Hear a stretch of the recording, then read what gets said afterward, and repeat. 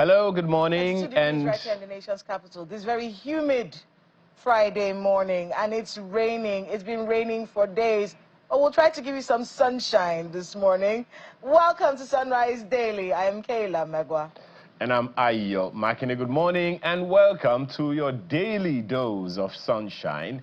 Now, there are quite a number of issues, Kayla, that are lined up for us this morning. I think we should just plunge straight into it because, as you know, it's quite a heavy day this morning that we have. A number of events have and are, continuing. Politics is definitely rearing up, and one wonders how come it seems like the only thing everyone is talking about right now is politics. But guess what? Let's get into that conversation with Salihu Lukman, who is former APC National Vice Chairman in the Northwest. He joins us to track some of the issues that are making the rounds today. He joins us from Kaduna. Good morning, Mr. Salihu, and welcome to the show.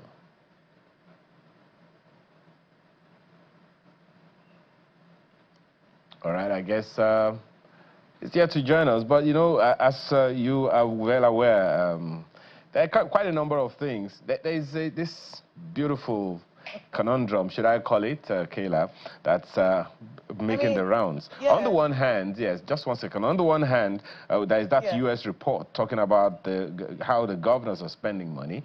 On the other hand, is the president himself now coming out to say, guys, we need to watch it? I wonder, how... That usually would depend on who is talking, doesn't it?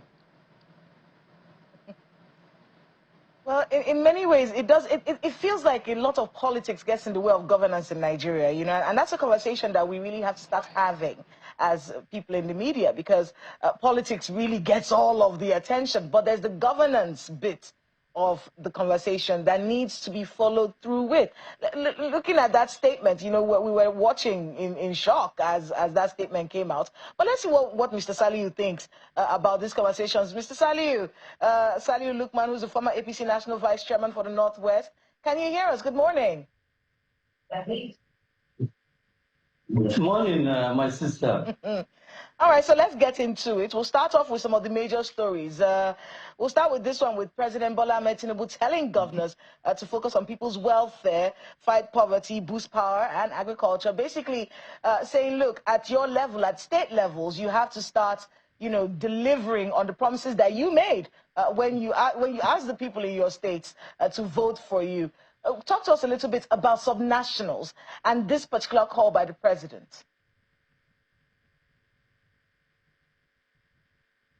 I am struggling to really get the question you are asking. My imagination is that you are trying to find out what subnationals are doing, what states are doing to respond to the challenge that citizens are confronting today. If I get you right. Yes, indeed.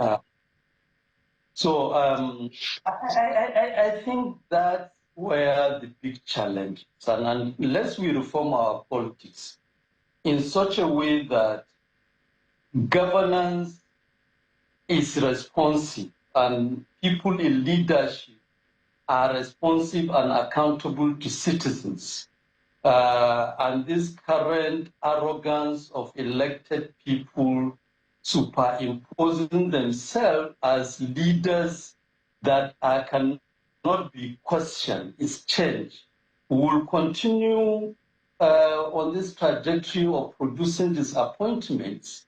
And I think the best way to stop it is to ensure we have a party that is properly organized and can control and hold its elected representatives and direct their affairs in line with provision of the electoral promises they made, which should be consistent with the manifesto of the party. Right now, I can tell you, almost all our parties, if they have manifesto, they are just in the archive of INEC.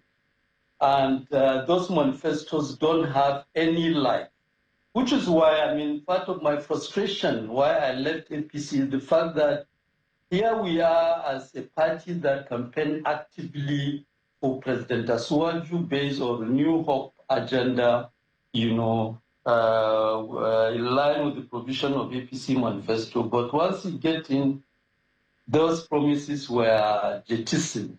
And across board, if you go to Kaduna where APC, if you come to Kaduna where APC is ruling, and go to Kaduna where the same APC, go to Borno, Lagos, you cannot find anything that binds the governments together.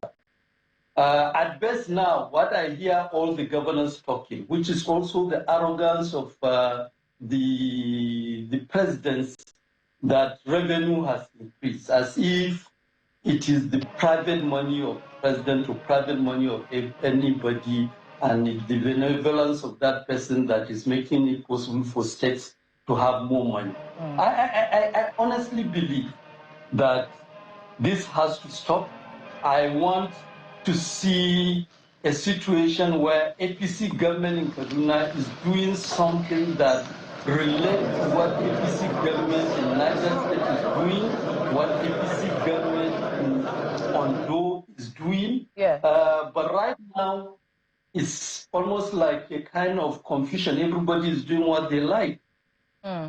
Speaking of governors, you know, we saw that story from the United States Embassy, basically alluding to a lack of fiscal accountability on the part of governors. And they're pointing it out. They're saying that Nigeria's governors, basically focusing on building houses, they said, lavish houses, while they're suffering in the country. We've seen a few reactions to that statement. We've seen people, even Mr. Peter Obi, also agreeing, saying this is actually an affirmation of the failure of governance. This wastefulness, and of course we're waiting to hear how the Nigerian government, how the presidency will respond, or how some governors will respond. We don't know how it's going to turn out for a response to that particular statement. But that wastefulness, you alluded to it earlier, when it comes to the ruling class, to our governors.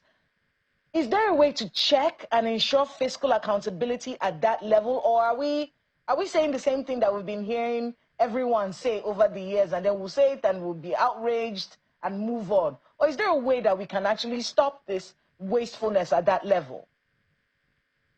I think there has to be a way. I don't believe government God just created us to be who we are. I believe whatever is our challenge can be corrected. And look. When you look at what are our main challenges today, I can reduce it to maybe 2 or 3 things. One is the high level of insecurity. I watched my Governor Bosani yesterday in another station, beating his chest, boasting about how he distributed fertilizer to farmers. I am not sure. When I look at it, I feel a bit embarrassed, because he's talking of distributing fertilizers to farmers as if the crisis of insecurity, which is blocking access to many farms in the state, has been addressed. And in any case, let's check the level of, and that takes me to the second issue, the level of productivity. What is the agricultural output the state has produced in the last 2 years when, for instance, Ubasani was the governor? Are we recording increase or decline? You know, and these are issues that our political leaders will just talk to us as if we don't know what we are doing. My take, I don't have the statistics. My take is that agricultural production in Kaduna State is on the decline, largely because of rising level of insecurity. Again, I see all of them lying to themselves. The other day, I saw the National Security Advisor talking almost like somebody who is out of, I'm sorry to say, somebody out of his mind, saying that we have killed the bastards. That is not a statement that should come from a public official. For me, what we want is a situation where, for instance, I can go to my farm with my eyes closed without fear of insecurity. And I say so very consciously and knowing fully well what it takes to go farm. Now, the third issue is the bigger challenge. Here we are in a state, in a region where out-of-school children is rising, is on the increase. Many parents are unable to take care of their children. Indeed. And you come and talk in a way that is so, I mean, doesn't relate to those challenges. And look, many of us, and I make this point very responsibly and very consciously. Many of us will not be who we are if at the time we were born, we were growing up, we didn't have access to education. Mr. Lukman Salihu, you know, we do have to keep within an allotted time, but I want to be able to get you on this because, you know, you used to be a member of the APC. It's not as though you weren't in that corridor. You were in there. Some people have said that for many of you, it does feel like it is when you leave power that you start to see all the ills. Were these ills also very evident while you were inside the you were from a national vice chairman Northwest? Were these ills still there at the time? I think if you say that with respect to others, I can understand. But with respect to myself, I think it would be really out of place because I didn't leave. Nobody sacked me out of APC. I left on my own. And it's not as if I finished my tenure. It was because things were going wrong. I voluntarily resigned my position as national vice chairman and continue to cry and advocate for reform. Go and play your own tapes in channels. You will see, even when I was there, I was fighting to ensure the right thing, leaders do the right thing. And even now I am in the coalition, I am advocating that we must do the right thing. I am in politics not to make a living. I'm in politics because I believe we can only reform Nigeria based on the kind of politics we're able to develop. All right, I have to toss it to my colleague in Lagos. He has a few questions for you as well. Go ahead, Ayo. Same issue of governance that you raised that I would like to raise with Mr. Lukman. You know, when you raise the issue of governance that the president raised, it kind of, in a way, supported what the president said when he met with the National Executive Economic Council. You know, speaking to them about the need for them to drill down governance into, excuse me, into the lives of the people. So I'm wondering what your thoughts are on that particular issue, and the fact that on the one hand the U.S. spoke in that report, on the other hand the president is also calling, and that's not the first time the president is going to make that statement. When the traditional rulers visited him, he also said to them, governors, talk to your governors to make sure that governance got to the people. And you have also said now that you would like to see a situation where development in Kaduna State gets to the brass tacks, to the grassroots. So sometimes it depends on whether or not we should be asking whether or not there is an accountability structure or system, irrespective of what political party is. At the end of the day, it is about governance, isn't it? So why do you think governance isn't getting down there to the people in the various states, particularly as far as the governors are concerned? Well, look. I think to hit the nail on the head. Yes, the president has said the right thing, but what is he doing to ensure that governors do what they need to do? Is there something that the president can do about that? Don't the states themselves have a measure of autonomy?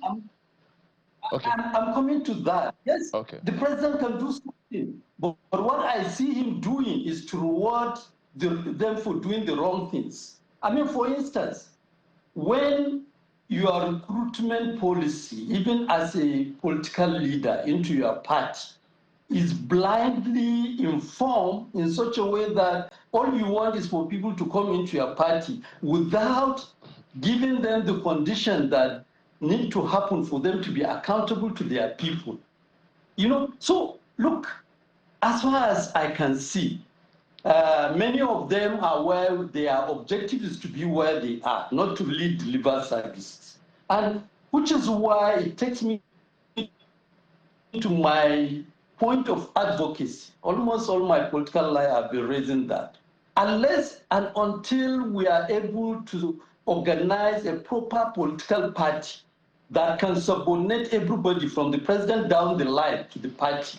Right now, we don't have that party. Our objective, forming the coalition and negotiating to take over ADC, is to organize it in such a way that if tomorrow we produce President of the Federal Republic of Nigeria and produce governors, all those people will be accountable to the party, and the party will properly direct them to deliver services based on the electoral promises as provided in the manifesto of the party.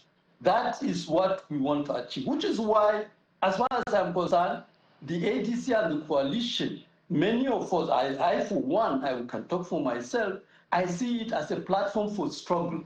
We have to engage our leaders because, look, the mistake many of us make is to imagine leaders are rational. Left on their own, they will do the right thing, which is where, I'm taking my bearing from the lesson we are learning from APC. In APC, we invested every trust. And at the end of the day, leaders betray those trusts. And that is why APC is damaged to the point whereby today is worse than PDP. So unless we understand that once we don't have a political party that can subordinate elected representatives, once we continue with the mentality that president is the leader of the party, governors are leader of the party in their states, and the structure of the party is subordinated to them, they will continue with this arrogance and continue to be unaccountable and convert public resources almost as if it is their personal property. Perhaps that also raises an issue, Mr. Lukman, my apologies. Perhaps that also raises the issue of whether or not we have a strong enough accountability parameters, things that can call people to attention and compel them to do the right thing. The civil society organizations, one wonders whether or not they have a voice in that. But there's one other issue, because we're running out of time, one other issue that I'd like to take you up on before we go. You are aware of the ADC and the fact that, you know, all kinds of ramping up has been happening. And there are those who are saying that the PDP is dead because of such a massive exodus from the PDP. But then there is this comment coming from a senator who is saying, as far as he is concerned, ADC has no structures for the 2027 elections and consequently probably dead on arrival. Is there anything to fear in your opinion?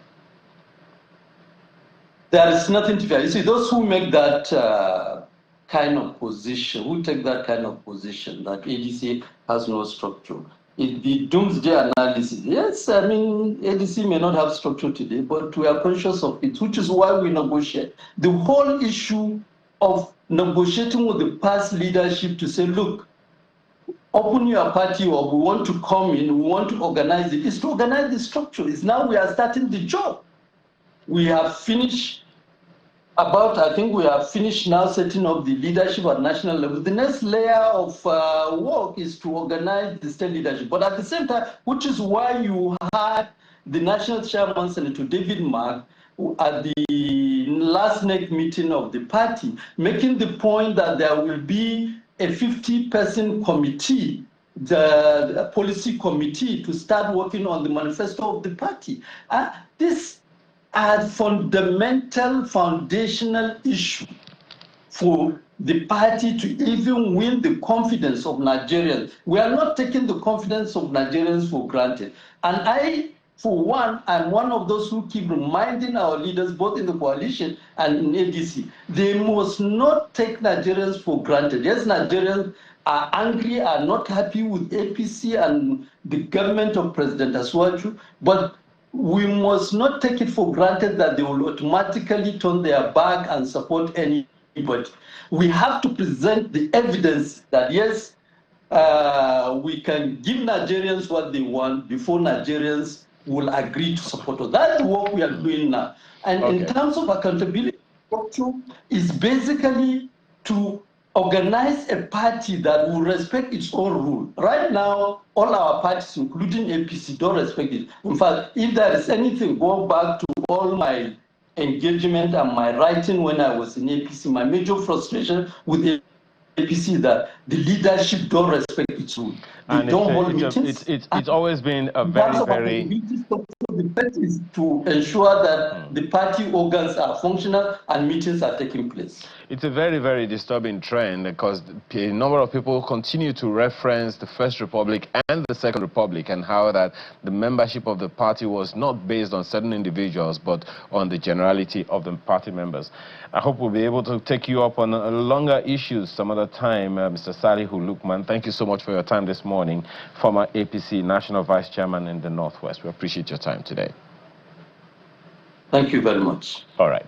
Now, when we return, we take on something that I think even the presidency has been speaking to, and that's the issue of food security. That in a moment. Stay with us.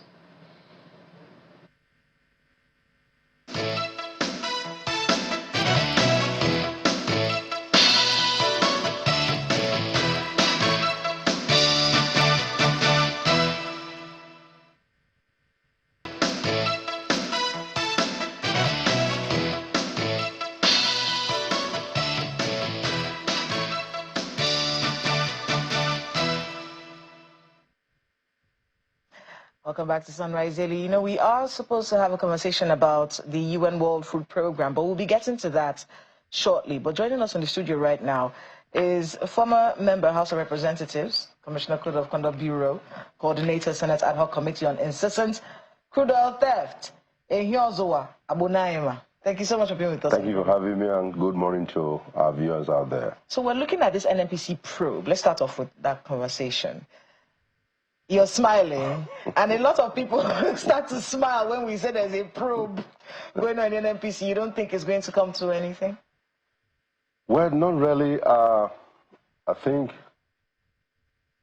what is happening today, I want to applaud and appreciate the National Assembly, especially the Senate President and the Speaker of both chambers, for the role they have taken to unearth, to put to bear, or to bring to bear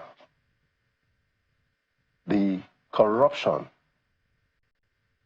I mean, copy the menace of corruption out of our system. And they have taken the bull by the horn by being able to constitute, establish an ad hoc committee, you know, led by Senator Ned Nwoko, the incessant crude oil theft in our dear nation. If you may recall, on this same channel, around 2016-17, you all gave so much support during the time when I moved the motion regarding the crude oil theft, crude oil that left Nigeria to global destination. Oh, yes. That over $70 billion as at then not be accounted for. Over the years, we are still talking about the menace, the in-depth corruption that has eaten us deeply in our dear nation. And if we don't join hands, regardless of your political affiliation, as a patriotic Nigerian, to fight this menace, we want to see that this is a country that will have always be, you know, searching for is nowhere. Because the problem facing us, yes, no one man or woman, Mr. President, Tinubu cannot solve the problem of corruption alone. It's going to require the collective effort of every Nigerian across the board. Let's go back to when you were the coordinator of that Senate Ad Hoc Committee on Incessant Crude Oil Theft. What were some of your findings there? And has there been any movement towards curbing the issue since you were in charge of this committee? Well, I'm not in charge of the committee. If you're talking about the past when I was in the House of Reps. Yes, when you were in the House of Reps, yes. When I was in the House of Reps, the former speaker then, that is Right Honorable Yakubu Dogara, and the leadership of the House did a wonderful job. We submitted our report to the Committee of the Whole, was adopted. So our job, you know, responsibility, and within the mandate given to the National Assembly, oversighting, have been accomplished by being able to adopt, going through the report clause by clause, and reports is sent out to the executive as are there. So as are today, the same problems, what I encounter, what I thought maybe by now something probably would have been done, has taken a new dimension. That is the more reason why the Senate President, His Excellency Senator Godswill Akpabio, and the leadership decided to say, look, we have to go back and look to investigate from 2011 to 2023, what has happened to our country, our dear nation, where crude oil sales going to global desolation could not be accounted for. Billions of dollars be taken away from the Nigerian people. What was the meat of that report?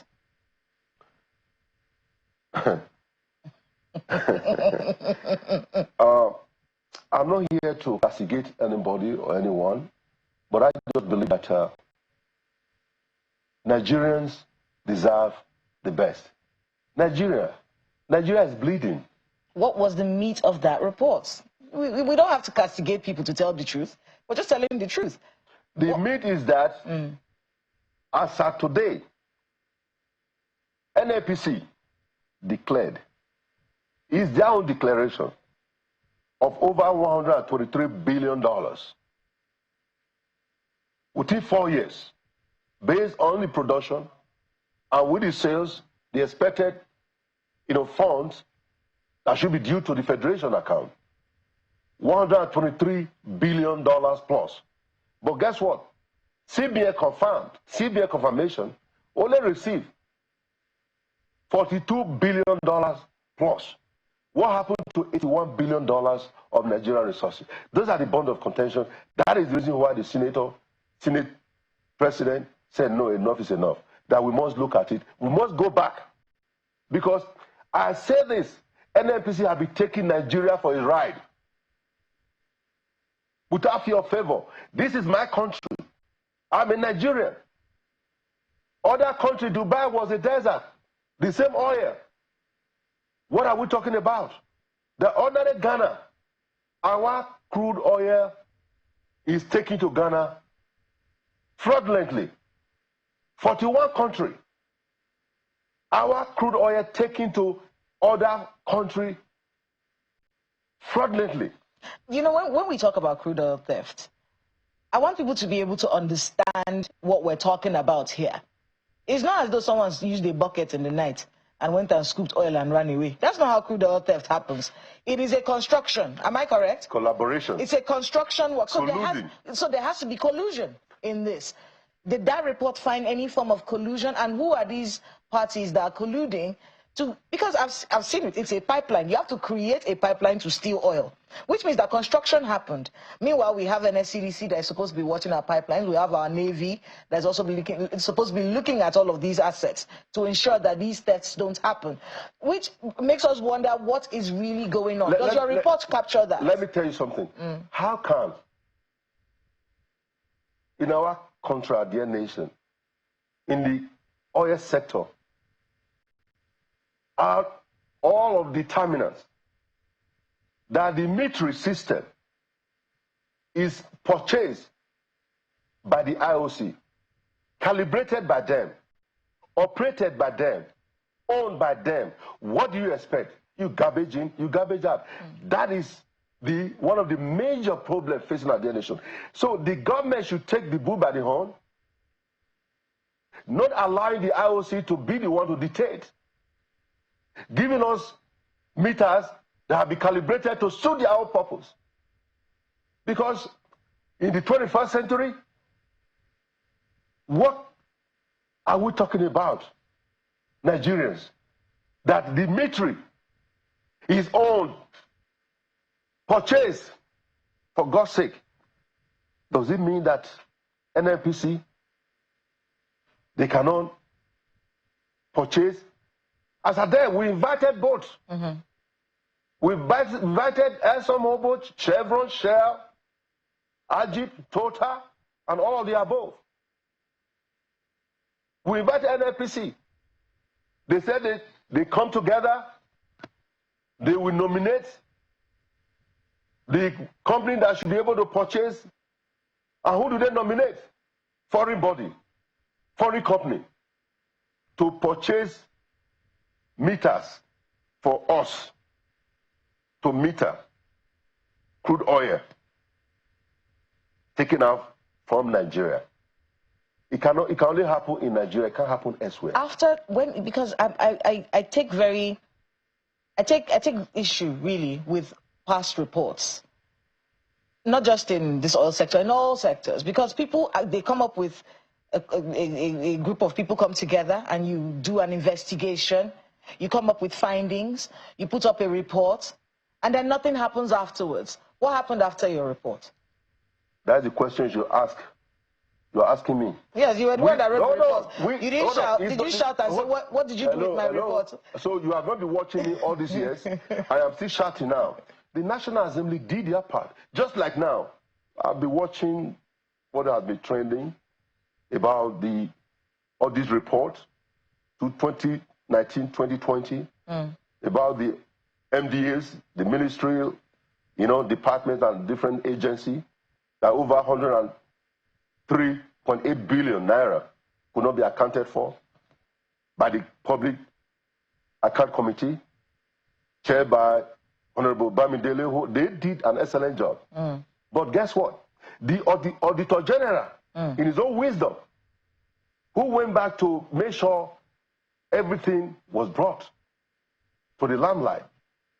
Constitutionally, he is responsible to audit the Federation public account. And he did his job. Yes. Look at the findings now. That 31 MDAs, money went to voicemail, either eaten by a snake or monkey. This particular report, this particular NNPC report, yes. What happened afterwards? It should be asked. Go and ask the government. They ignored it. Go ask the government. But now there's another probe going on right now.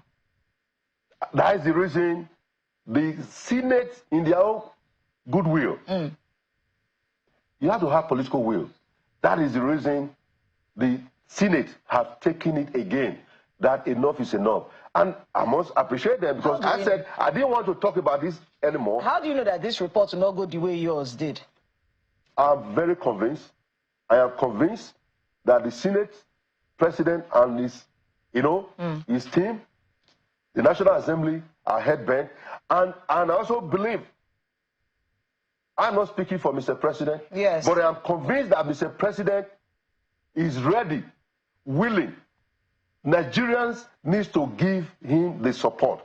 Because seeing a crime be committed and refusing to report the scene of that crime to the nearest law enforcement agency, you are as guilty as the man or woman who committed that crime. So we have to support the government. I know when you fight corruption, guess what? Corruption fought back because they have stolen enough resources. Let's toss to Lagos. I think Ayo has a few questions for you. Go ahead, Ayo. Well, thank you, Kayla. Honorable, I'm looking at a report now that dates back this conversation to October 2017. Sweet Crude Reports also carried that report at the time. And the question, even though you spaded it so far, I just want to ask you, are you saying that then and until recently, the National Assembly is complicit in this matter? Is that what you're saying? The National Assembly is not on trial. The National Assembly is not complicit. The National Assembly have done their occasional mandate, oversighted. And considering the report by the Committee of the Whole at the floor of the House of Reps as at then, I think I have to applaud them what they did as at then. And again, they don't have the authority to just to go and arrest those culprits. It is the responsibility of the executive, the law enforcement. I am, just like they have said now, that calling on EX-APC, ICPC, Code of Conduct Bureau, and other anti-corruption agency to swing into action, because we can't continue to speak over and speak again and again without result. Honorable, I hear you. There are consequences. Just 1 second, if you can hear until me. Until there are consequences. Yes. And repercussions. When you steal, people should go to jail. Yeah, I get that. But the question is, this is the reason I'm asking. Honorable, just 1 second.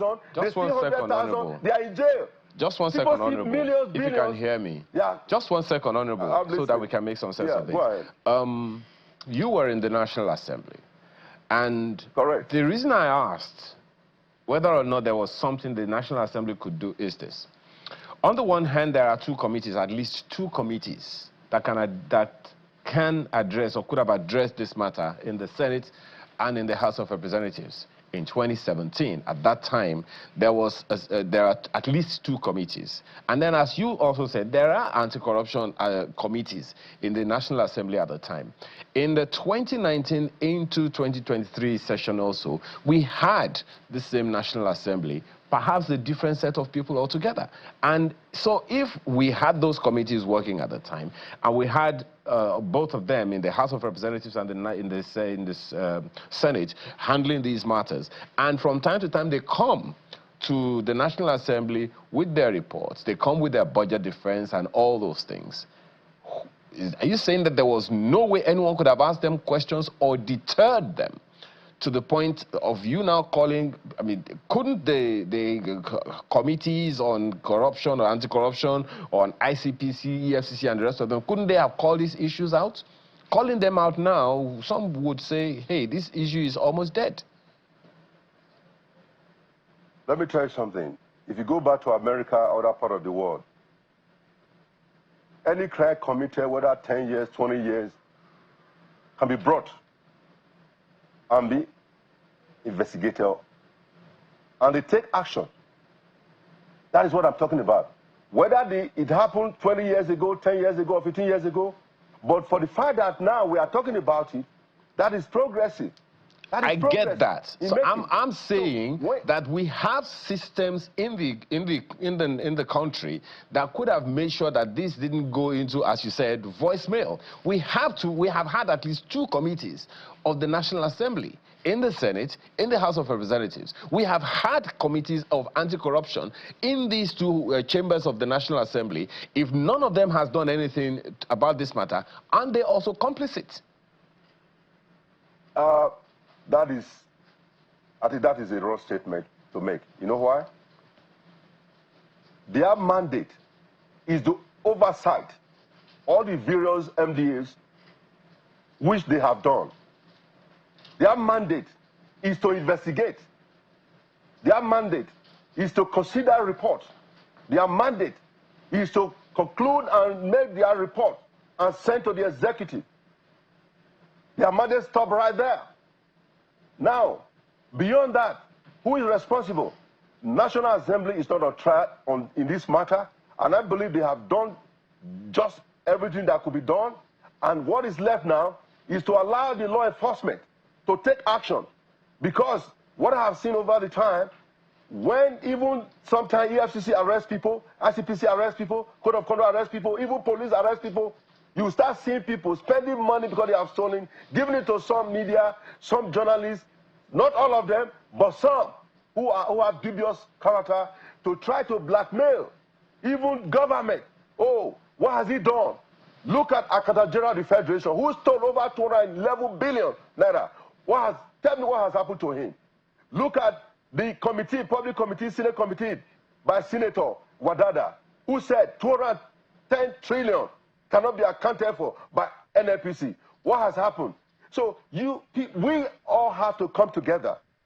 We all have to come together. This problem, if care is not taken, look, we are sitting on the money stolen, and in every sector in this country. What is wrong with us? This is not the country where I thought when I was born, growing up, that everywhere you go, there's corruption. Then what we do, we blame the center. We blame center. Nobody checkmate state, nobody checkmate local government. Now the National Assembly have done their constitutional duty, their responsibility. We are talking about, are we challenging them? We should applaud them. We should applaud the Auditor General. We should applaud the House Committee of Public Accounts. That committee did an excellent job. We should applaud Senator Wadada. We should applaud them, not to criticize or castigate. When those who are doing well, you encourage them, they will do more. But when they are doing well, and somebody is being paid to come and castigate, sometimes you hear, oh, National Assembly, they are earning so much. They are doing this just to put it, to dent the image of the National Assembly. I am not saying that they are perfect, they are 100% perfect, but they are doing their constitutional, responsibility, and we should encourage them to do more. I absolutely agree with you. We need Nigerians to rise up, civil society group, to stand up. Corruption is eating us just in our own face, and we are blaming Mr. President. Honorable, I hear you, and I'm glad about something that you mentioned just now. 1 second, if you can hear me, Honorable. I'm glad you mentioned the Committee on Public Accounts. And there's an issue I've always picked with our processes in that regard. You spoke about the Committee of Public Accounts, which job it is to use, or, I don't know, what they do with the Auditor General's report. A good number of times we hear about the Auditor General's report, and we see a lot of indictments. And you are speaking to one of them now. I think it's in this in particular 2017 Auditor General's report that we saw. It was an analysis done by SERAP that more than 2 trillion naira was unaccounted for. Guess when we found this report? I think it was about 2021, 2022 was when this report came out. There have been subsequent Auditor General's reports after that, all with the aim of checking how well we performed as far as the budget was concerned. We're talking about the corruption in the petroleum sector now, but we both know that it's a lot more than that. So in terms of the parameters that checkmate corruption in the country, I'm glad that you're speaking to this with such passion, and I'm sure that a good number of people who think like you agree with you.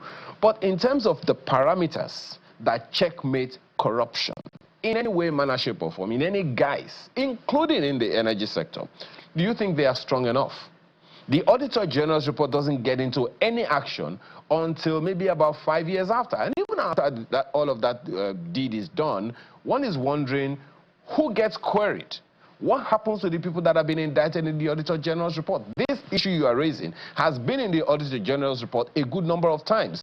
So, and nothing, it would seem that nothing is done about it. But guess what? The following year, they're still going to get their budget. So, where do we go from here, Honorable? Yeah, thank you, my brother. You see,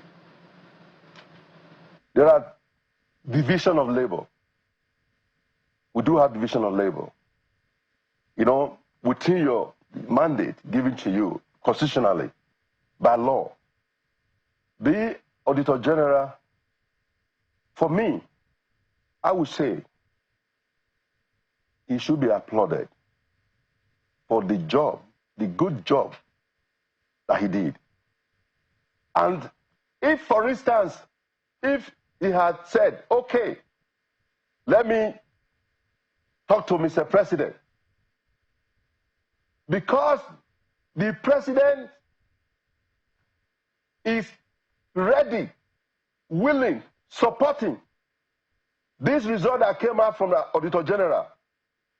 Because of the support of Mr. President, that's why you are hearing it. If not, nobody will hear it. So I just want all of us to look at our face, or go to the mirror and look at yourself. What do you stand for? You stand for progress. You stand for good educational system. You stand for good health system. You stand for good transportation system. You stand for good federal roles. You stand for youth empowerment, women empowerment, having those infrastructural development for this nation, where our children who graduated after 4-8 years, they have nothing to show, no employment, no job. because somebody stole the resources that belong to our dear nation. So this blame game, all of us, civil society group, we should rise up. In the 60s, 70s, we built refinery. The same country was able to build refinery for our dear nation. Those refineries today are a state of comatose. They have stolen resources that are supposed to be used to maintain those refineries. Billions of dollars sunk into those refineries. Where are the refineries, for God's sake?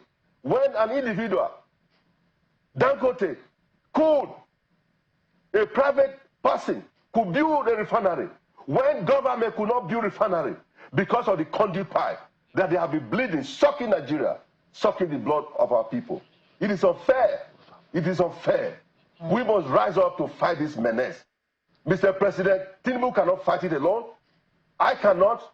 EFCC cannot fight it alone. ICPC cannot fight it alone.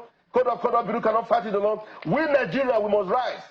So, Honorable, just one second. Nigeria is bleeding. You said the other time that the National Assembly is not indicted. Just one second, Honorable. You said that the National Assembly is not indicted. You said it is the executive. And you are also saying, just a second, and you are also saying that the president of the day was not, at fault, and that if the president was in support of what was going on, we would not hear about the Auditor General's report. But you are also praising the Auditor General for doing what he does. So, in a normal situation, Honorable, who should use the Auditor General's report? I'm not saying, okay, maybe it's the federal government. No.